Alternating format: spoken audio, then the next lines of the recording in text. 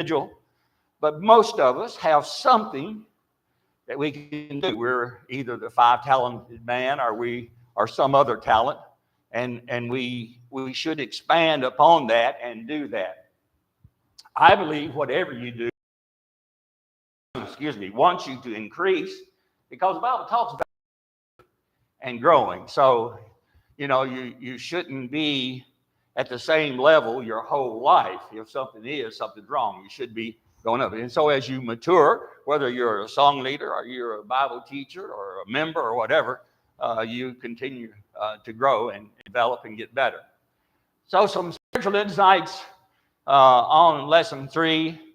What would the human body look like with the 90-10 rule, which we talked about 10% of the people doing all the work? Well, if 10% of the body only functions, we'd have a real problem, wouldn't we?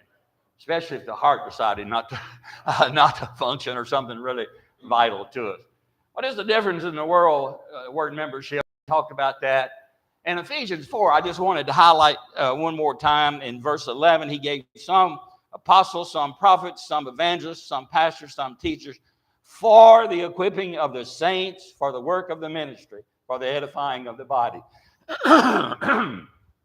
So we don't all have the same job. Now, the smart of God, wasn't it? He spread that out. He gave it over a group of folks to do the work for the equipping of the saints, which means giving the saints all that they need. God didn't put a plan in place and leave something out. He's so much smarter.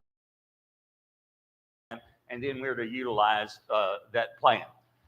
Leaders, talking about elders, must be equipped to help us and push us in the direction of maturity, not just that producer-consumer deal that we talked about. Oh, by the way, before I forget it, Jerry Carmichael is holding a meeting somewhere. Most of y'all know Jerry, I think. I've heard him mentioned here. It was just interesting because I was reading his little quip about the gospel meeting, and he said, I am afraid, and I'm not quoting verbatim, that the church is marketing and entertaining and weakening our faith. And I just thought that's interesting. Guy, not so close to us, way far away, and somehow or another it crossed his mind that we're marketing, producer, consumer, and we're entertaining. Now, we haven't talked about entertaining very much, but, maybe Bible class is not entertaining, but it's not designed to be entertaining. I think a teacher and participants should do the best that they possibly can, but it's not designed to be entertaining. Every once in a while, somebody might say something funny, and that's okay. But that's not the purpose or the design. So that, since we're talking about this just hit me what he said. So if the elders equip, they will bring about maturity. Now, folks, elders are really important, and let me tell you why.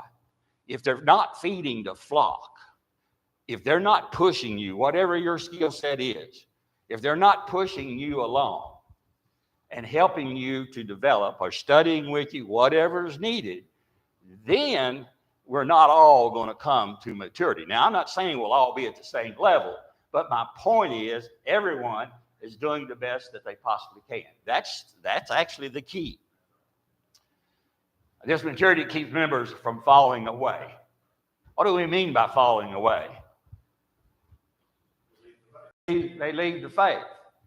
If you have people just attending for some consumer reason, whatever that reason is, they're likely to fall away. Who's not going to fall away? Those strong in the faith and those that are active. Church members are like most everything else. You got to keep people busy and working in the faith. Yes. I had 1 year of French and I was in high school, and the teacher was terrible.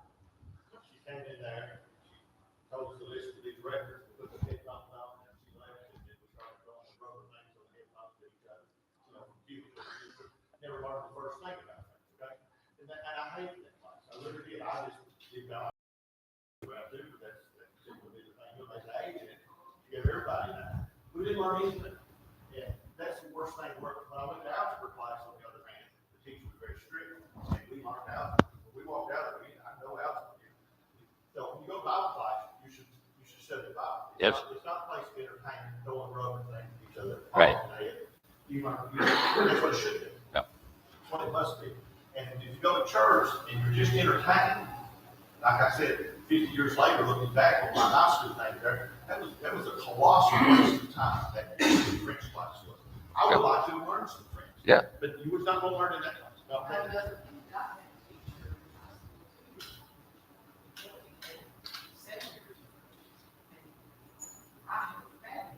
And you learn French. Yeah. And it makes a difference. I mean, you were interested, you were excited, you learned something from it, and you were bored. How much older I am than you, we didn't have headsets when I was in high school. So, yeah. And here's a different one different take though to spiritual, like a Bible class. Somebody says, well, you got different teachers. I like this teacher. Don't approach it that way. Listen to what's being said. Okay. One teacher will present it one way, one the same thing, but in a different manner. But in this class or in service, even preaching, I think we place way too much emphasis upon maybe how they dress, how they speak. It's nice to have a good speaker. I understand that. But are they saying the truth? Are they teaching truth? Yes, ma'am. You get out of it what you put in. You get out of it, yeah. And so coming here this morning, and you don't answer, but you know, I've been studying all week, and you know I have.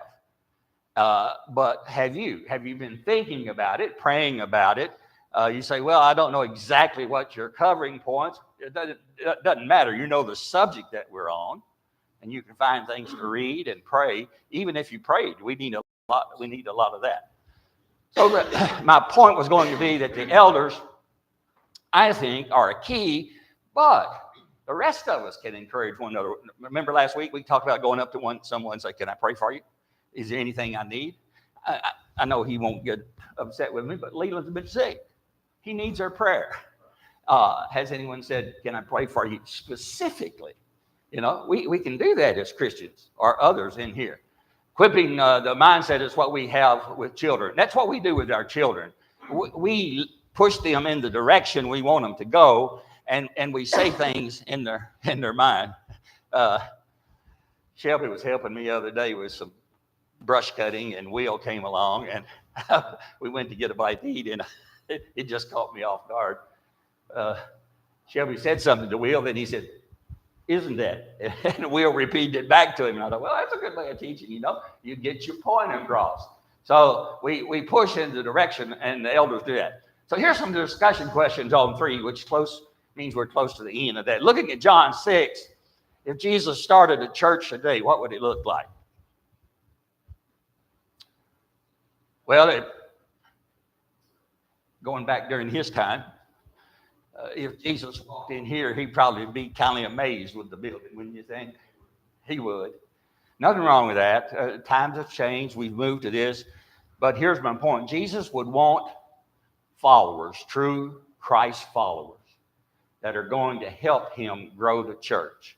And he would only want those things done that are what his commandments are. Very, very simple, very basic, very, very plain. It's not about the fanciness. It's not about anything. I was an elder at North Lexington for 6-7 years. We built a building on Hume Road. And we had to get on the congregation a little bit because if you've ever been there, in the foyer, the ceiling is copper. There was a great disturbance over what we were putting in the foyer. And my point is this, we get off track sometime if we're not awfully careful of what's important. That's a nice building, beautiful building. And they do a lot of good things, but I'm just saying in that one particular thing, we got off track. Yes. Peter preached first gospel sermon that established the church. And he pointed out specifically those people. This is who Jesus is, and this is who you are. That's what the church needs to do today. We need to be told this is who Jesus is. You exalt him. Embrace him. He is the center point, and this is who you are. You're inferior, and lacking, sinful, and that you're saved by grace. And Jesus is coming. He's the only way you can be saved. And we preach Jesus Christ. And you guys understand your position, understand his position, then the church will be like you. You're right. I call that roles.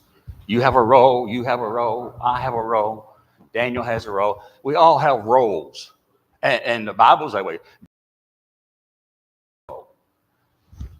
God, the earth, became a man. Look what he has a role in a sense. Yes, he was still God. Okay, what does it mean that every Christian is a priest? In general, what's that mean? We don't have to go through anyone else. We don't have to, you don't have to go to our elders and say, I've sinned. Would you go pray for me? Now, we can do that, but my point is we can pray too. We're a priest. And as a priest, we serve ourselves in a way that we can pray, but we serve others. We are all priests. Now, he made a point that we're inferior to Christ, and we definitely are, but we are a peculiar people, a holy priesthood. And we are special in God's sight if we obey his will. How does the picture of the body that Paul painted differ from today? Well, we've talked about the producer-consumer. Daniel produces, we listen. If that's all that happens, that's not good. If Daniel produces and we consume and then we go teach others, talk to others, even if we improve our life by what he says, then we're working. But if you come in as a consumer, sit down and listen, get up and leave, and that's all you do, then we're in the producer-consumer concept, and that's not the picture of what the body is. If you're not familiar with bees, where I grew up on a farm, we had about 150 stands of bees. My dad was a honey guy and sold it. And it is so, bees are a fascinating group of things. The queen bee, and they all go work, and boy, they just busy everywhere. That's my vision of the church, specifically. That we're all to be busy doing something. You don't have to ask for permission to go talk to people and stuff like that. That's our responsibility. And Jesus was not interested in numbers game. What was his goal? Remember when he was feeding people? And then when he talked about eating his body and drinking his blood, they left. What's Jesus interested in? Well, he's interested in us being Christ followers. What are various parts of the body feel by different Christians? Well, you can see that here. You don't have to guess at that. You see it. But here's the problem sometimes. We concentrate on the producer that produces every week, or called upon, and maybe we don't concentrate on each other enough. What are you doing? The elders ought to be as concerned. I ought to be as concerned. You ought to be as concerned. What anyone is doing, as we are just the people that are in our face every day, talking to us and presenting something. Not that they're not important, but what does the role of the given leaders in Ephesians 4 differ from producer-consumer concept? Well, they have to realize there's different parts. Now, where their intelligence comes in is utilizing those parts, and pushing them along. Homework. Memorize the Great Commission, Matthew 28, 18 through 20. It's not homework. We're past that because we're behind. But my point is, you need to know that in your mind. That ought to be a mindset, because that's our mission. That's the church's mission. Yes. I call a lot of people in Bible classes, preaching and teaching. She's called a lot of people in Bible classes, and I don't know that she may not have done more good than I've done. I'm serious, because she's taught these children for years and years, and before she's taught a whole lot. And you think the Bible part is not? I'm not up there in the pulpit preaching, but I'm teaching these kids, and these kids come out and they know what they're talking about because they've got the Bible. Okay, That's what a foundation that is. let's sidebar here just a minute. Now, Shelby said his wife may have done more good than he's done. Why would that be? Well, if she's teaching children, what about children? They have an open mind, don't they? They have an open heart. They can be molded. Okay. Here's the problem with Christians sometimes.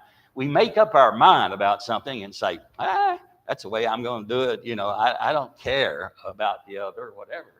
And so when that preaching takes place and that teaching takes place, it just bounces off. It doesn't go anywhere. Here's my point. We have to be like little children. Remember the concept that Jesus talked about little children? And I think we have to be that way. When we're in teaching, when we're in preaching, and we're receiving the food that's being set before us, we have to be open to it. If we don't, then we just hear a story and we go on our merry way. There's the saying, hand across the cradle rules the world. That's very true. If we don't get our little ones programmed before they go to school's one program.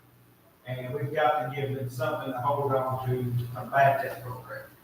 To combat that falsehood that they're going to be cramped into. If not, then the world's going to be in the kind of shape it's in now.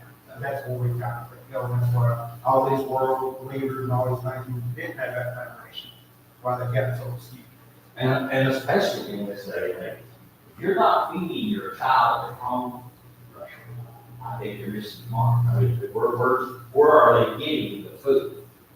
If the elders don't feed us, where are we getting it? Because everybody knows that it's not like that too.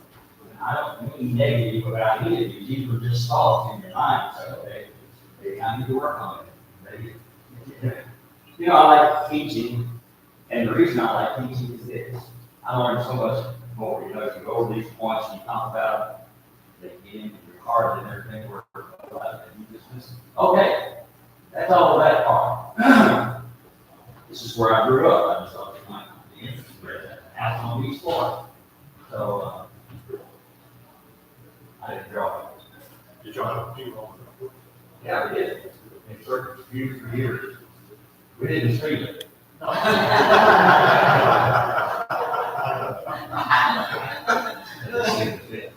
right, read that part. Now we're going to talk. Anybody? And you expect to go to the same, all the ones who go there, go back to Scotland's nominations, and I was thinking back to the followers. Teaching them are all inside.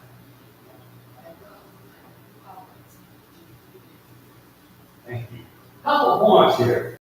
How important is it that we can understand that Jesus has the authority to do what he did? Pretty important, isn't it? And why else would he say that? He wasn't boasting. He wasn't the physical king on the earth. He wasn't trying to impress anybody. But he wants us to understand that all authority is given to him in heaven and earth. And that's important. I have placed my faith in him. I'm following him. Death, burial, and resurrection of Jesus Christ. And that's who we are. So there's a lot of stuff in place. Go therefore and make disciples of all nations. There are times when you may follow them. Go therefore and make disciples. We know what it takes to make disciples. It means people that you know, it's not a specific group of people. It's whoever we have contact. That doesn't mean that that's talking to someone that's going overseas on a mission. You know, it's talking to us, your neighbor. He's given to observe all the things that I have commanded you. Well, the teaching you see here is not given to anybody specific except us. Here's my point. Remember that circle? We have high people, we bring them to a point that we don't teach them to observe all those things, or they can go out and teach us. Pastor said, don't teach other faithful men. We don't close that loop, and we have that hole there that we never see. And they never grow, they never mature. Somebody on that?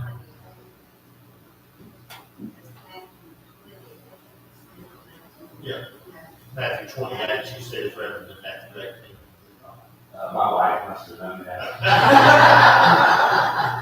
Good catch, thank you. I got some stars for people to catch it. I think that's where we probably dropped the ball. We forget to teach them to observe all things. We observe the Lord's Supper. That's really important. It's critical. A lot of people think that's not important. Yeah. We teach them to observe that baptism is required. Okay.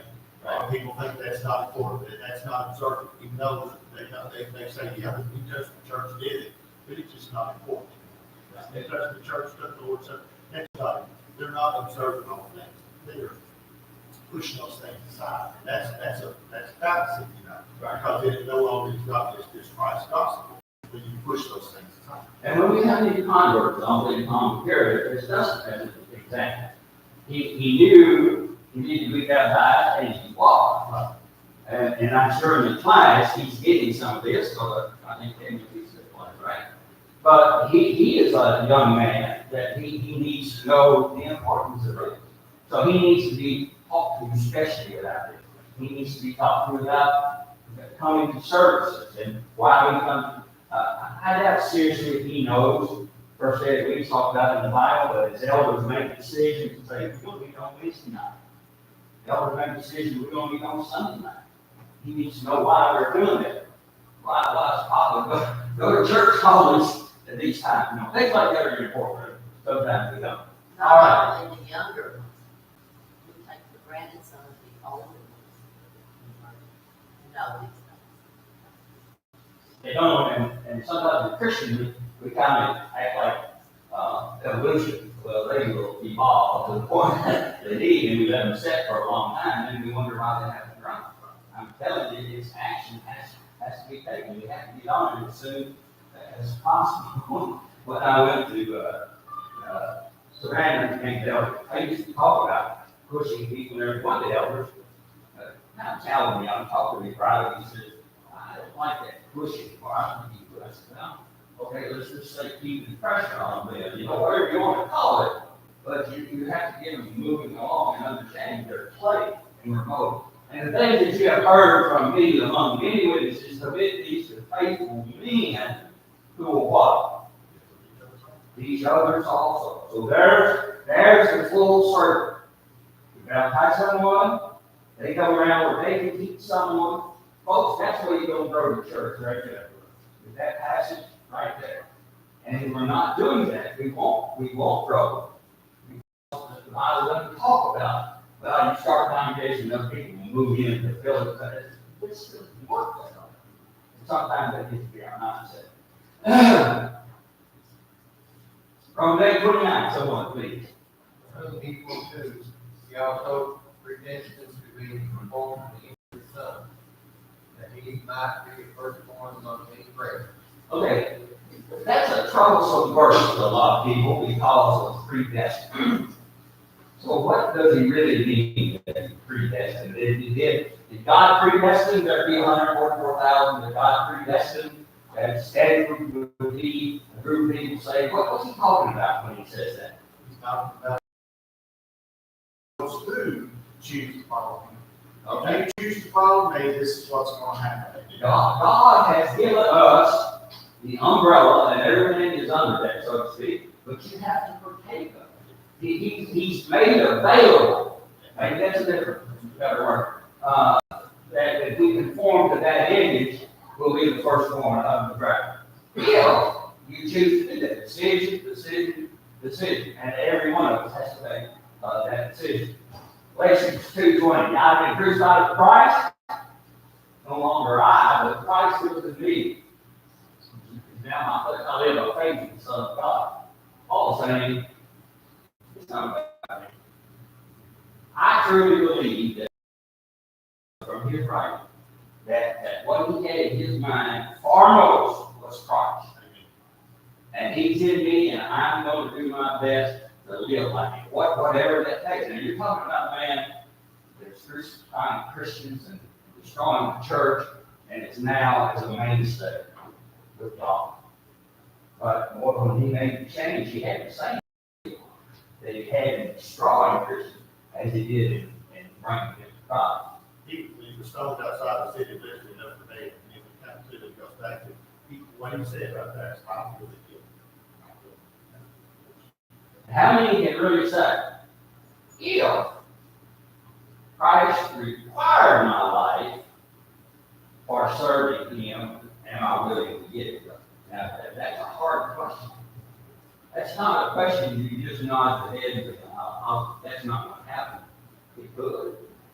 It could. I'm not talking about natural death. I'm talking about some kind of persecution or something. How strong would you be? I mean, people have changed their mind on divorce and get involved with it. Or something happening in life. Something happens to families sometime, and they'll change their position just because of that. That's not strong faith in Christ. That his word doesn't change. It's an awful situation, maybe, but his word doesn't change. Not, in a sense, Jesus almost does say that. Because if you think about these foreign countries where Christianity is not, they know if I end up committing and following Jesus, and they find out about it, I'll be killed.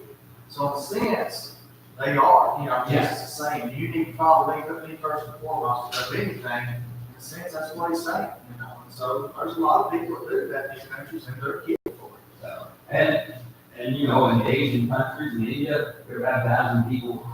We supported India Work. Roy Knight was the head of it, and they've got 9,000 people a year. But here's the thing: he had a house, and 32 people lived in his house. 32 people. We moved each brother in. It's like an obstacle in the house to get around. And he's got 32 people living. When they became a Christian, they lost their job. They can't work. I mean, it's a nightmare. You're absolutely right. And his father got an arm cut off or a hand or something over being a Christian.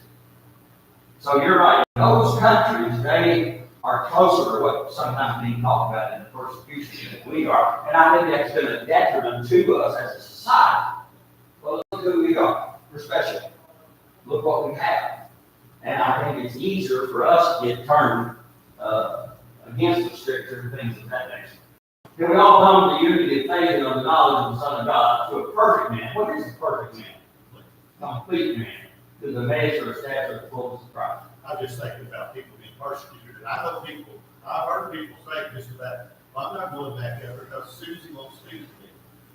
Are you crucified with Christ if that bothers you that much? I said, now Susie needs to speak to you. I'm not saying that. Yeah. But get on. It's not about you. It's about Christ. That's what Jesus was the only person who ever lived who did not deserve to be treated bad. Right. I deserve to be treated bad because I'm a sinner. Saved with grace. You are too. Okay? And if we get treated bad, it's okay.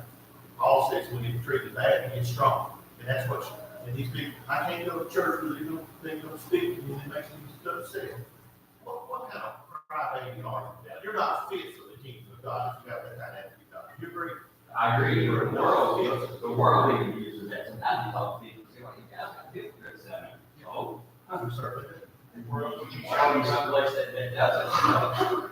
And you let that keep you from serving Jesus Christ. Verse 14, that we should no longer be tossed to and fro. If you've ever been on the sea and you're tossed to and fro, what do you mean here? If you don't mature, if you don't grow, and some false doctrine comes along, okay, that sounds good. I'm going to go with that.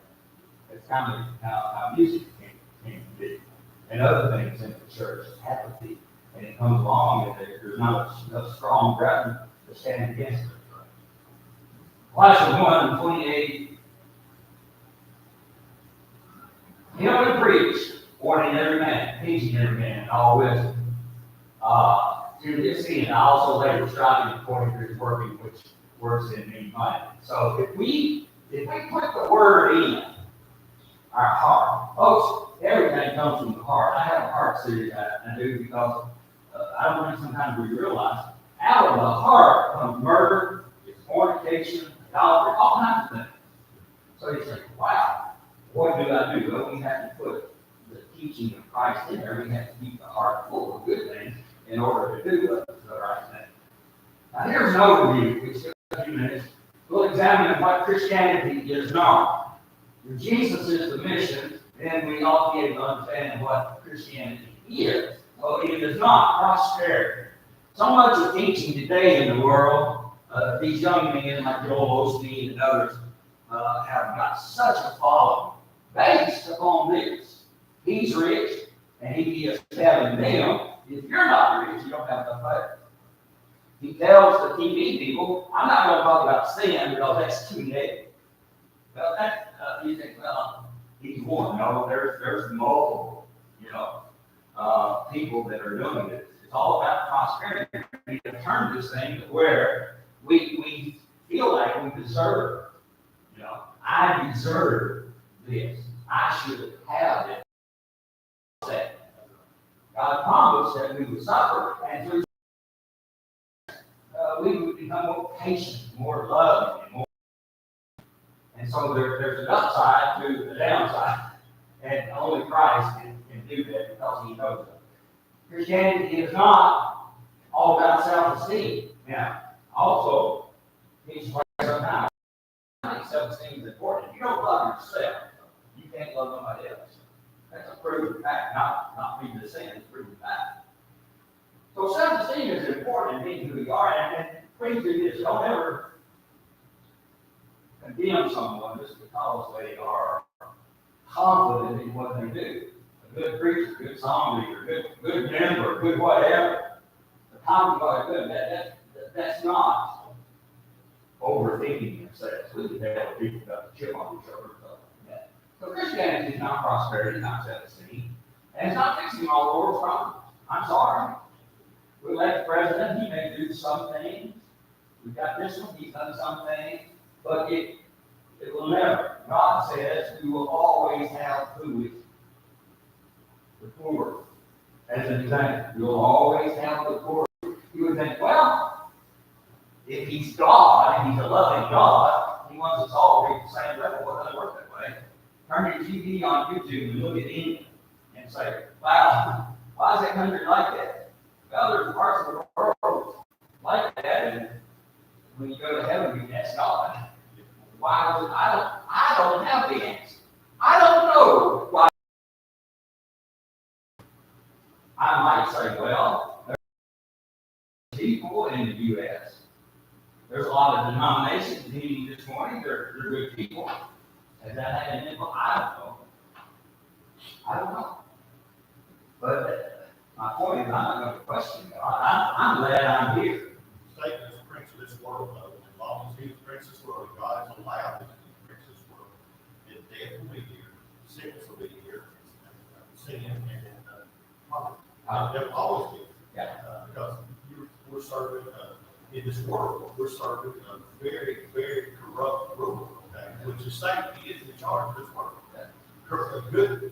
If it didn't love the way God intended for that God did, it would have been perfect. I'm going to skip the next one, but he just made it. It's all about Satan. It's all He's changed this, here we are, all again. So that's what Christianity is not. Comments on that? That's absolutely right. Now, here's the thing. I've heard people say, well, preacher lives in a nice house, and he gets up and talks about it's not about prosperity. Folks, we have to be smart enough. God's given us strength. There's nothing wrong with owning a house.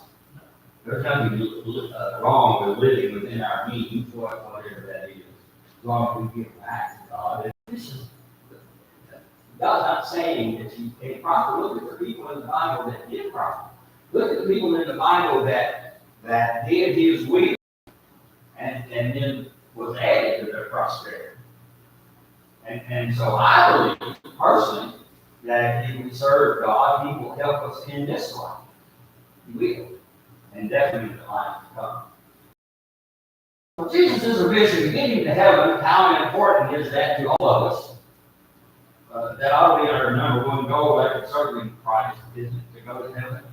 Now, the sermon on heaven, but it's hard to preach about heaven. It's easier to preach about what it's not. I can tell you what's not there, but I can't totally tell you everything that is and how it'll all be, except it'll just be great. It'll be something beyond what we can imagine. So go on, being transformed into the image of Jesus. Don't you think that's what Paul was saying? What does transform mean? Change. Don't be conformed to the world. Don't be like the world, but be transformed to be like Jesus Christ. Here's some insights into lesson 4, understanding the purpose of the Christian life. And the question is, do we all do that? Do I understand what my role as a Christian is, as a whole, as a Christian? And then the second one would be, do I understand our role as a Christian here in this congregation? We have put ourselves in this congregation to be together, and we have a responsibility. And so we need to look at that. The wrong understanding is widespread. Isn't it just amazing? The people you talk to, or the world that we see, the denominational world going about doing the same, of what the misunderstanding is. I'm here to be talking about baptism, salvation. Some man had put his twist on what he thinks is the best, and like Tim Jones has got enough people to follow him. In that case, they follow him to death. Don't tell me people don't have some pull in what they do, and we fall for it if we're not careful. Secondary matters cannot become the primary matter. All of us in here have things going on in our life. We have a wedding Saturday, so you can imagine what this week is like, a second grandson. So sometimes an event dictates kind of what we're doing. But you can't ever allow saying, okay, I got a second grandson getting married, so I just throw religion to the wind this weekend. I just do whatever I want to do. No, we don't do that. Our primary matter is going to heaven and serving God, and that is waiting to go to heaven. Now, I'm going to talk later, not today. The difference was between waiting to go to heaven and wanting to go to heaven. There's a difference. And some people are waiting because they didn't get the proper teaching when they were obeying the gospel, and so they're just waiting. Live a moral life. Morality is really coming down to peace, and I'm 77, and I can remember my mom and dad turning the TV show off that I was watching. Can you imagine that back in the 50s or 60s? I can't imagine what it would have been. You know, I watched some old retro marks last night. You know, and he's pretty much type of guy, but good show. And today, I mean, I don't really know where to start. I don't think to start in place other than morality in general, what we have allowed ourselves to fall into. Knowing the Bible. I don't care how good a preacher you got. I don't care how good an elder you have. I don't care how good of friends you got. If you don't read the Bible from cover to cover, you don't understand the Old Testament and what it means, and if you don't understand the transition that took place as he was nailed to the cross, what the New Testament is, you know, you're find a lot of people that don't realize which one they're going to be judged on. A lot of people want to hold on to the Ten Commandments. Nothing wrong with the Ten Commandments. But, you know, just things like that. I think this is Ten Commandments can't say. I said the Ten Commandments can't say. Ten Commandments will say it. Yeah, so. Closing comments today? Appreciate it. Thank you.